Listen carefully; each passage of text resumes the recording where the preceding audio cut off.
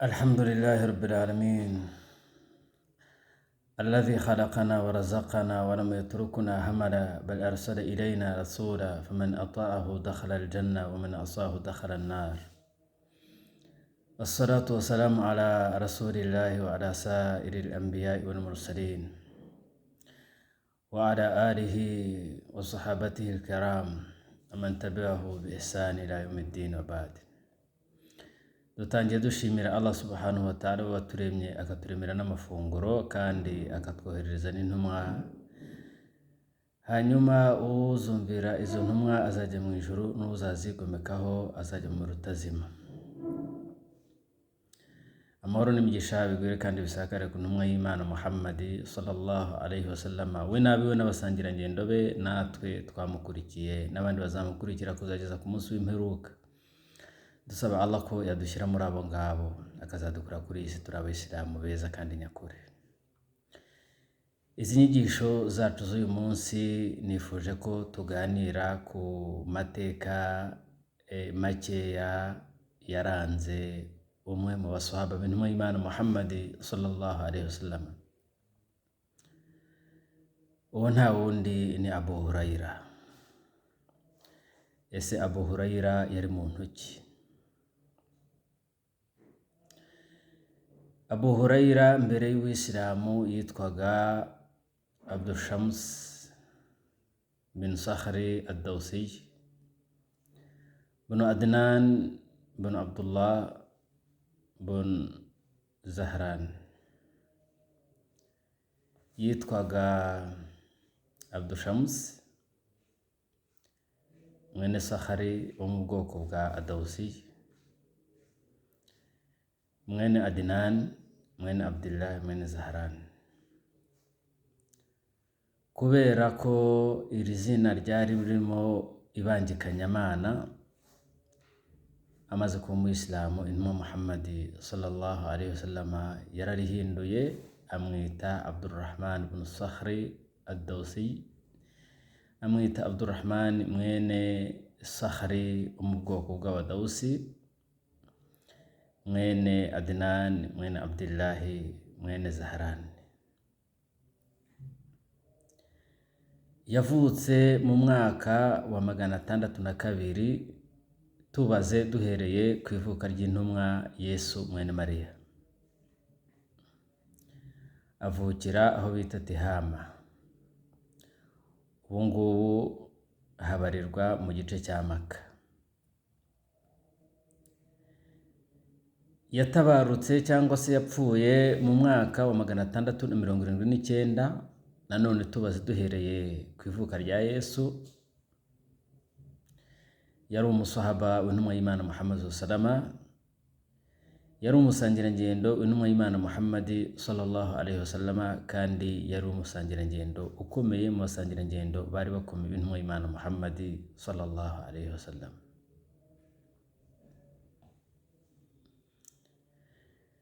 Niwe wari warakiriye hadithi nyinshi guturuka ku ntumwa y'Imana Muhammad sallallahu alaihi wasallam, kuko yakiriye hadithi 5374. Nk'uko twabivuze mbere y'Uwisilamu, amazina ye yitwaga Abdul Shams, byavugaga ngo umugaragu w'izuba. Umuntu rero ntakwiriye kuba umugaragu w'izuba, ahubwo akwiriye kuba umugaragu w'Imana. Birumvikana ko izina ryari ririmo shiriki. Hanyuma intumwa y'Imana imwita Abdurrahman, umugaragu wa Allah, umugaragu wa Ar-Rahman, umugaragu wa Nyirimpuhwe. Nta kindi cyatumye iryo zina rye rihinduka uretse icyo ngicyo. Apfa yahambwe aho bita Baqiya, ni irimbi rizwi na n'ubu i Madina, rirahari rirazwi na n'ubu baracyarihambamo. Niryo ryahambwemo abasahaba benshi b'intumwa y'Imana Muhammad sallallahu alaihi wasallam.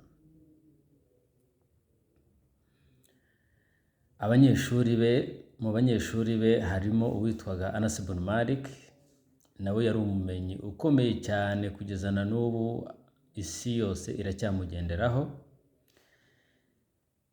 Undi n'uwitwaga Tawus bun Kaysan, nawe yari umumenyi ukomeye cyane kugeza na n'ubu ngubu. Ibitabo yanditse yasize, ubumenyi yasize na n'ubu abantu baracyabugenderaho. Nk'uko twabivuze, Abu Huraira yarazwi nk'umuntu wafashe hadithi cyane z'intumwa y'Imana Muhammad sallallahu, aho yafashe hadithi 5374 nk'uko twari twabivuze imbere. Abu Huraira yakundaga kurangwa n'umurava cyane, kandi agakunda gukurikiza no gushyira mu bikorwa hadithi z'intumwa y'Imana Muhammad sallallahu alaihi wasallam. Yakundaga kwigisha abantu gukora ibyiza no kubabuza gukora ibibi, kandi akubaha ikiremwa muntu aho kiva kikagera. Ntabwo yagiraga ivangura muri we, ryaba iry'amaraso, ryaba iry'uruhu, ryaba iry'isano, ryaba iry'umutungo n'ibindi. Ntabwo byamurangaga. Yarangwaga no gukora ibada zitandukanye, harimo gusiba ndetse no guhagarara ibihagararo bya nijoro,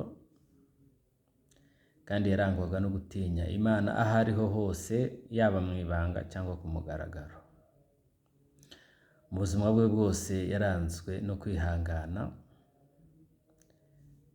akihanganira ubukene ndetse akihanganira n'ibindi bigeragezo aho biva bikagera. Akinjira Uwisilamu yabanje kubaho mu bukene bukomeye, aho atagiraga n'aho kuba. Aba mu musigiti yabanaga n'abantu bitaga Ahlu Suffa, ni abantu babaga mu musigiti w'intumwa y'Imana Muhammad sallallahu, batagira aho baba ndetse batagira n'icyo kurya. Urebye batungwaga na sadaka abasilamu bazaniraga intumwa y'Imana Muhammad sallallahu alaihi wasallam.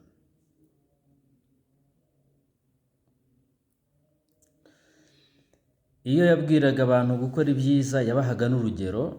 Ntago yari umuntu wabwiraga abandi ibyiza we ngo ajye kure yabyo. Igihe kimwe umukobwa we yaramutakiye amubwira ati, dawe, abandi bakobwa bagenzi banjye baranseka bambwira ngo ntujye unyambika imyenda ihenze y'agaciro ndetse n'ibindi bintu n'amasheni ya zahabu n'ibikomo bya zahabu. Arangije aramubwira ati, mukobwa wanjye, ujye ubabwira ko papa wawe atinya ko wazahura n'ubushyuhe n'ubukana bw'umuriro utazima. Ahangaha twibutse ko Abu Huraira nyuma y'Uwisilamu ndetse na nyuma y'intumwa y'Imana Muhammad sallallahu imaze gupfa, Abu Huraira yaje kugira ubuzima bwaje guhinduka, aranatunga, agira n'amafaranga kuko yaje no kuba umuyobozi.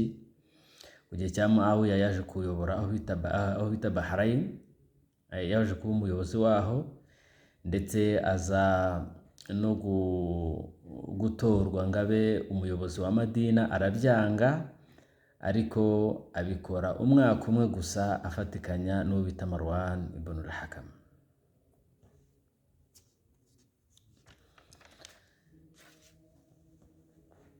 Abu Huraira yabanye n'intumwa y'Imana Muhammad sallallahu imyaka igera kuri 4. Muri iyo myaka 4 gusa niho yabashije gufata hadithi 5374, ndetse yigamo n'ubundi bumenyi bwinshi bwa Kisilamu nka fiqh, ndetse n'ubundi bumenyi bwinshi, ndetse aranigisha, asobanukirwa ibintu byinshi cyane muri Islam. Yakundaga kuba ari mu musigiti, iyo atabaga ari gusoma Qur'an yabaga ari gukora adhkari zindi, cyangwa se ari no gusari suna zigiye zitandukanye. Kubera kuba hafi y'intumwa y'Imana Muhammad sallallahu yaje gusobanukirwa byinshi cyane no kumenya byinshi cyane byerekeye suna z'intumwa y'Imana Muhammad sallallahu alaihi wasallam. Ntago twavuga Abu Huraira ngo tubure kuvuga namwe mu magambo yavuze cyangwa se muri hadithi yakiriye, yigeze kwakira hadithi y'intumwa y'Imana Muhammad sallallahu alayhi wa sallam igira iti: man qala la ilaha illa Allah mukhlisan min qalbihi dakhala al-janna aw fima ma'na al-hadith. Yaravuze ati, intumwa Muhammad sallallahu alayhi wa sallam yaravuze ngo uzavuga la ilaha illa Allah akayivuga imuturutse ku mutima, ayemera kandi ayizera, azinjira mu ijuru. Hadithi yavuze ni nyinshi nk'uko mwabyumvishe, zirarenga 5,000. Ntabwo twazivuga ngo tuzisoze zose, ariko muri hadithi yavuze niyo ngiyo irimo, cyangwa se muri hadithi yakiriye niyo ngiyo irimo.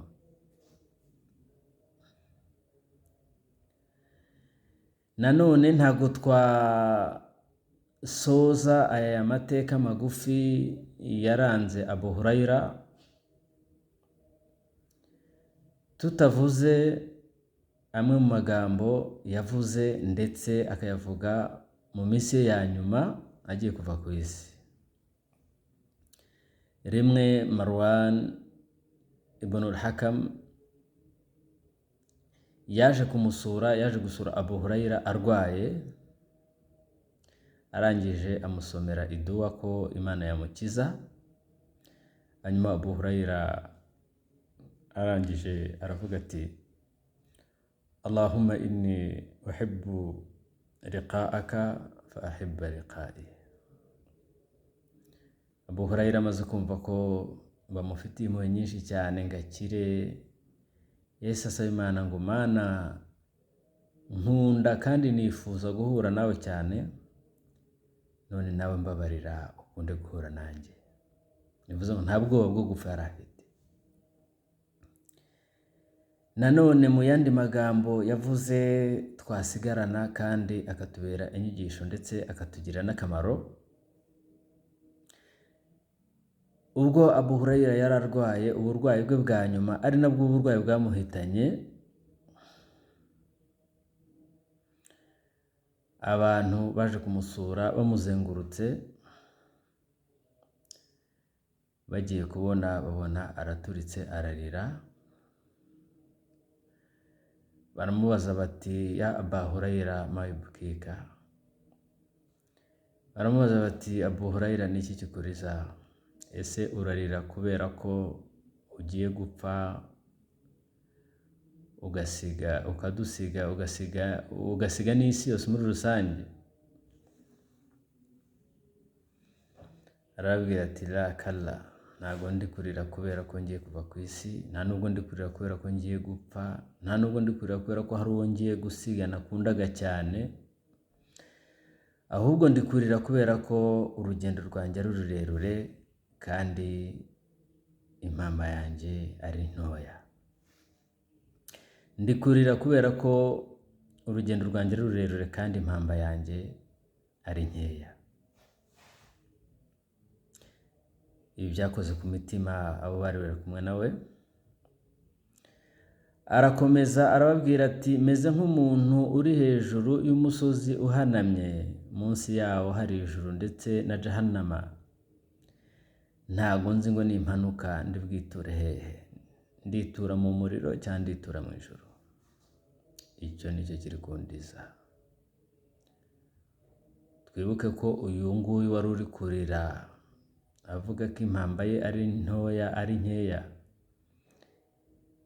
yari yarafashe hadithi 5,374 abana n'intumwa Muhammad salama igihe kingana n'imyaka 4.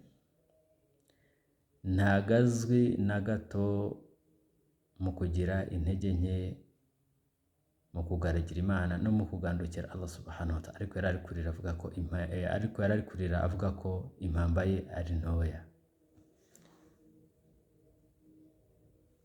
Wibaze ngo njyewe nawe bimeze bite noneho?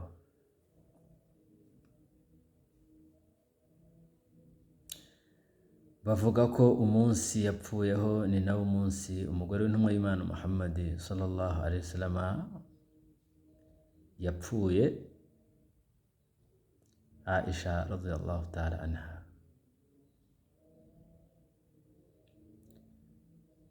Abu Huraira rero mu bindi twamuvugaho nuko Abu Huraira iryo zina ryari igishambagizo, kubera ko bavuga ko yakundaga gutunga twa tunyamaswa two mu rugo, injangwe. Hanyuma intumwa y'Imana Muhammad salama imushambagiza Abu Huraira. Bavuga ko mbere y'Uwisilamu yari afite ikindi gishambagizo yitwaga Abul Asad, se w'intare. Ayo yari incamake ngufi y'amateka ya Abu Huraira, ariko ubundi Abu Huraira ni umuntu mugari cyane. Dushatse kumuvuga ngo tumusesengure ntago twava aha ngaha. Reka nizere ko hari inyungu bidusigiye, hari n'akamaro bidusigiye. Subhanakallahumma bihamdika nashhadu an la ilaha illa anta nastaghfiruka wa natubu ilayka. Wassalamu alaikum warahmatullahi wabarakatuh.